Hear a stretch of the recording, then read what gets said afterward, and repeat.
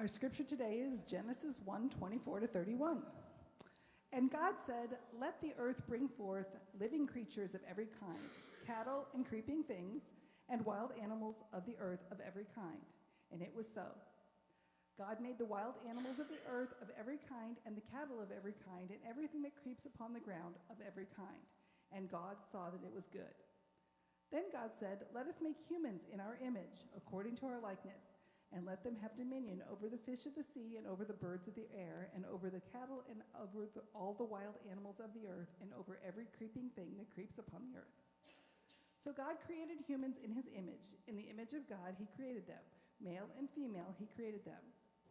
God blessed them, and God said to them, "Be fruitful and multiply, and fill the earth, and subdue it, and have dominion over the fish of the sea, and over the birds of the air, and over every living thing that moves upon the earth."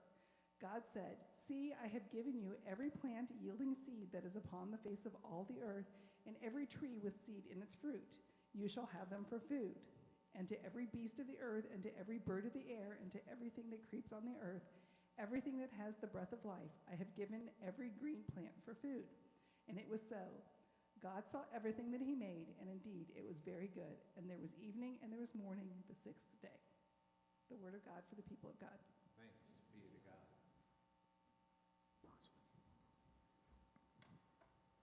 Couple of things about that passage just off the bat. We are created in God's image. Now, if you noticed a couple of things, it said male and female are created in God's image. That in the past has not been brought out by some in the church back in the day. Male and female, we are created in God's image. But the other thing is to just ask, what does it mean to be created in God's image? What is it that God is doing in this creation story? Well, God is taking out of chaos, God's taking the mess and creating something that is good, right? So that is kind of our call in this story, is to be people who are made in God's image, who take the mess of our lives and try to make something good for the world. Now, I just want to ask you a question. How many of you have a favorite spot to eat here in the Seattle area? Anybody got some favorite ones out there? Yeah, I think most of us do. This is a place that has a lot of great places to eat. Well, Cassie and Devin and Emerson and Cindy and I, when we first moved to this area, we used to love to go to a sushi place up in the Mill Creek area called, we still go there, Wasabi Bay is what it's called. And they have Emerson's favorite sushi roll. She's a sushi gal, let me tell you. Her favorite sushi roll is the Green Dragon. So if you ever go there, order the Green Dragon and just bring one piece back for Emerson, please. So it's about 30 minutes away from us now. And so on Fridays, Emerson, when she stays at our house, Emerson often wants to have a Green Dragon roll. But I don't want to go 30 minutes to go get it. And so I tried to find a different place to get sushi, somewhere closer in the Snohomish area, and I went and got it. And it was a Green Dragon roll, but did she like it? No, she did not like it, so I ended up going and getting one from the Green Dragon place at Wasabi Bay, because that's what we do. We grandparents, we're crazy, right? But again, I didn't want to do it every Friday, so I decided, I'm a great cook. I thought, you know what, I think I can replicate this Green Dragon thing, but I'm not going to make it in a roll. I'm going to make it in one of those sushi pans, where you put it in a pan and you put it all together. And so I went online. I even called the Green Dragon up to ask what they put in this thing, and made sure I got the right imitation. They don't use imitation crab, but I did. And then what is shrimp tempura? I got that right. I got all the spices right, and I made this thing right. And by my standards, it was incredible. I mean, this thing, I I mean, here, first of all, I just want to say, Emerson comes on Friday, right? She doesn't come till 1 o'clock. But on Thursday night, I spent an hour and a half getting to the grocery store on time, late at night, getting all this stuff, getting it all ready. I cleaned the whole house, so I didn't have to do that on Friday morning. I was just going to bake this sushi thing and make it happen, and I did. And it was fantastic. And so I was so excited for Emerson. I got so excited that I thought, you know what, I'm even going to put a cherry on the top. She is gluten-free, and so I am going to bake her gluten-free chocolate chip bars. Don't they look beautiful? Yeah. Anyway, so I thought, okay, now look, this is going to be great, right? So she comes, we go pick her up.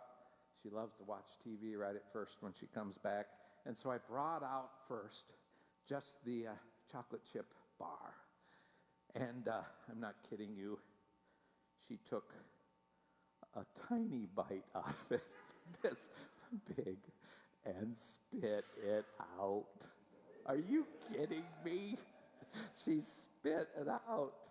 And I said, what's wrong with it? And she said, just doesn't taste very good. And to be honest, it doesn't. There's about 12 of these left. Nobody's eating them.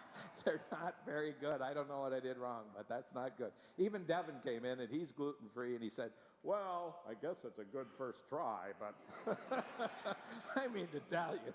Okay, so then it's supper time, and I'm getting ready for this wonderful, reveal of this green dragon sushi roll. And I cut a beautiful little square for her, and I put it on the plate.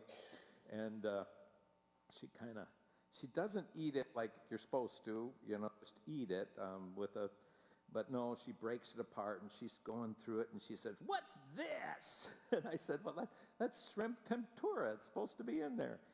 And then she said, what is this over here? And she didn't eat it. She didn't eat a piece of it. Oh, Lord. And let me tell you, talk about frustrated. I shouldn't have been, right? I mean, come on. 8-year-olds are going to do this. But I was ticked off at her. I was kind of frustrated. I thought, man, I spent 4 hours getting this stuff ready. Are you kidding me? So I caught my breath again. And here's what I thought initially. I am never going to try to make another thing for that girl. Never. I am not cooking anymore for her. We are going to McDonald's. I don't care. Gluten-free or not, that's what we're doing. That's what I thought. I mean, I really did. I mean, I wanted to give up, right? Because you know what? It's hard enough in this world, right? I mean, it's hard enough to keep going. It's hard enough to keep going. We got such a messy world out in this world. I mean, it's just hard to keep going sometimes. And so when you have your loved ones, you just hope, you can at least do that, right? But doggone it, it made me want to give up.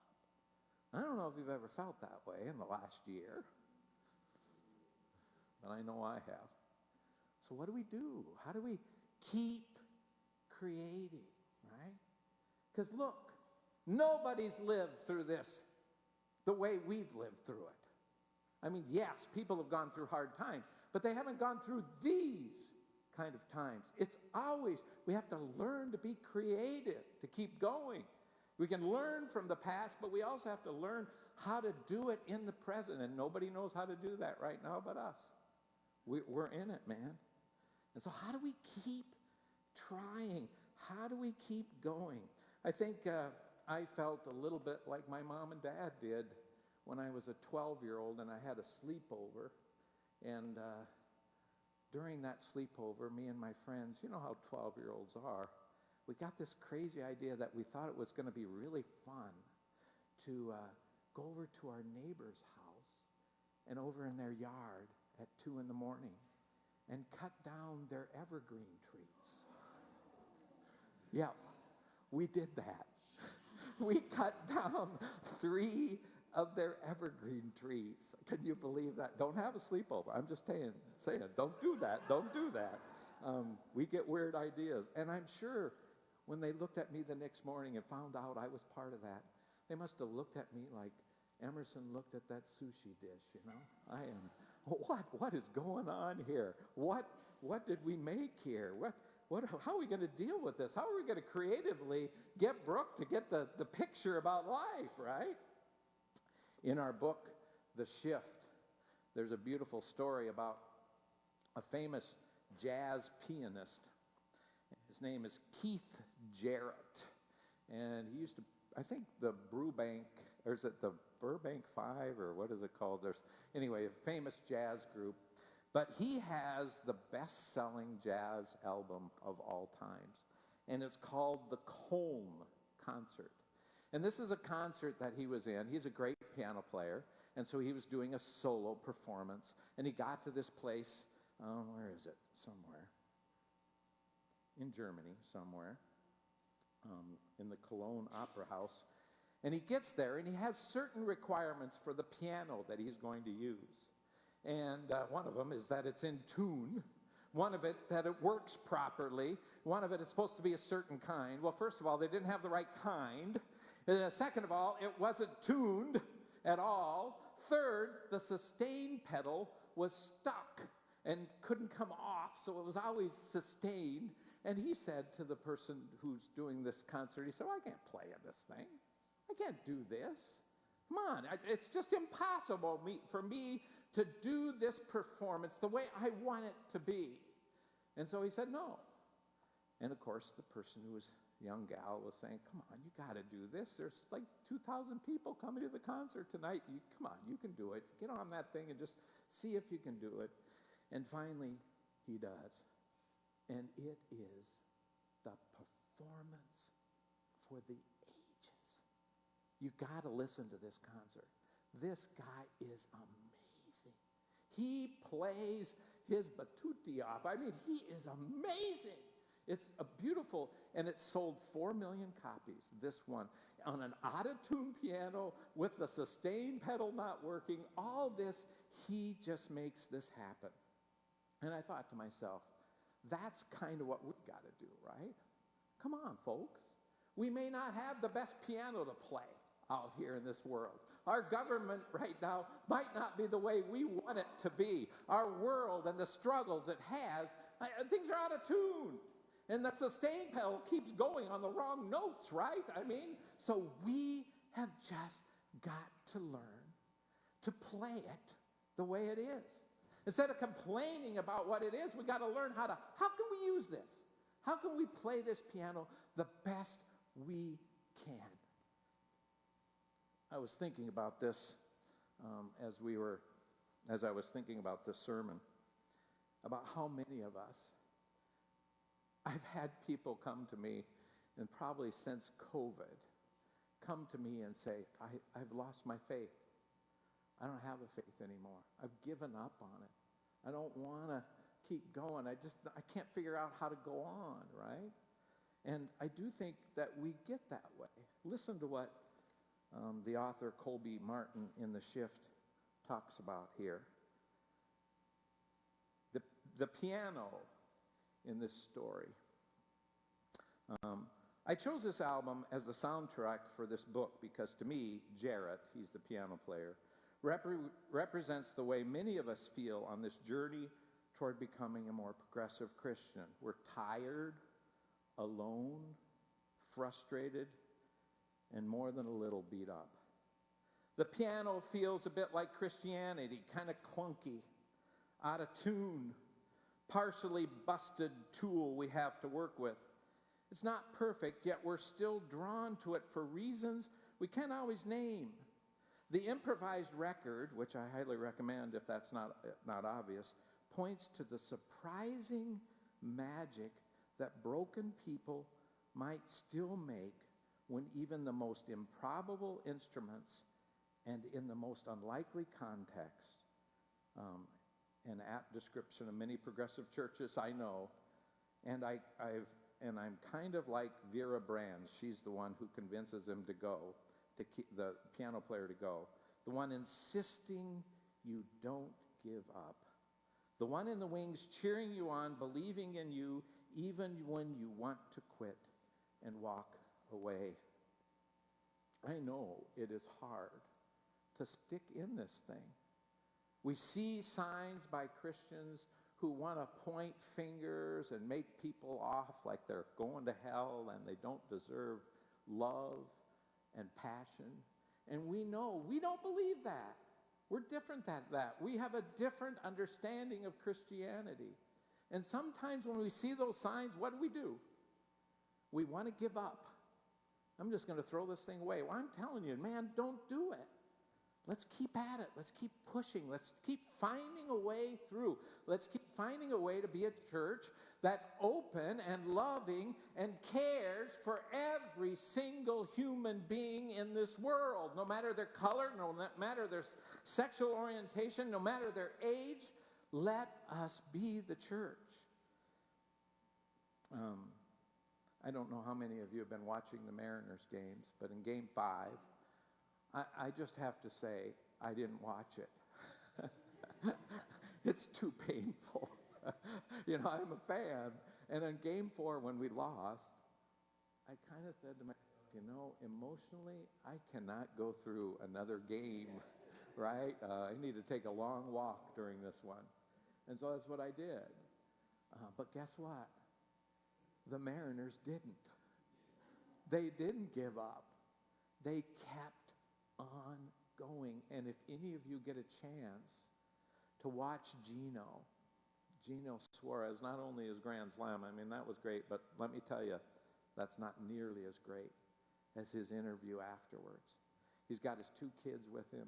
They're sitting on his lap, and he is talking about how tough it was because he was in a slump, man. I think I could have played baseball better than he did for a while there. He was not good. He could not hit the ball, but he kept at it. He kept going. He kept practicing. He kept at it. He kept at it. He could not give up. And he says in that interview, who gave him that spirit? The God we worship gave him that spirit. And that same God can give us that same spirit. We just allow it to happen and just keep going in the worst of it. And so, my friends, we're creative. We're made in God's image to be creative people. But let's be creative about our faith and find new ways where we can touch people's hearts so they will know that God matters to them, that God cares for them, that they matter to our God. And all the people said, amen.